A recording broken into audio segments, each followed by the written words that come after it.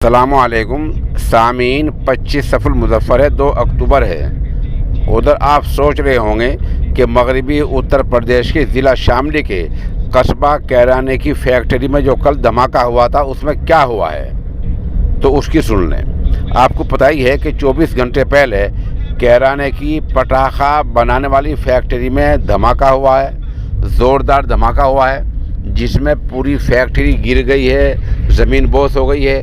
Police نے اس میں سلمان، فہیم الدین، پپی اور رومان سمیت 4 لوگوں کو مرا ہوا تسلیم کیا ہے۔ پولیس کا یہ بھی کہنا ہے کہ موقع سے 11 لاکھ روپے برآمد ہوئے ہیں۔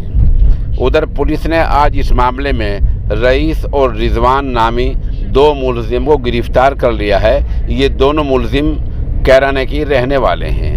تیسرا ملزم جو اصل سرغنہ پانی پت کا بتایا جا رہا ہے، ارشد، وہ ابھی پولیس کی گرفت سے باہر ہے۔ البتہ عام لوگوں کے حلق سے یہ نہیں اتر رہا ہے کہ یہ فیکٹری اتنے دنوں سے اس علاقے میں کیسے چل رہی تھی، کیونکہ پولیس وہاں گشت بھی کرتی ہے، پولیس کی گاڑی بھی وہاں گزرتی ہے۔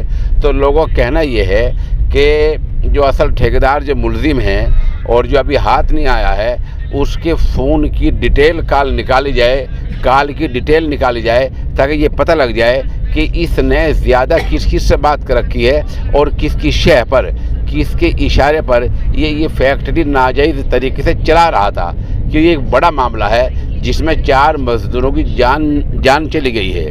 مرنے والے چونکہ مزدور ہیں، اس لیے اس پہ زیادہ لوگ دھیان نہیں دے رہے ہیں، نہ کوئی دھرنا دے رہا ہے، نہ کوئی مظاہرہ کر رہا ہے، نہ کوئی اپوزیشن کا بڑا لیڈر آ رہا ہے، کچھ نہیں ہو رہا ہے، صرف اس لیے کو بیچارے مزدور تھے۔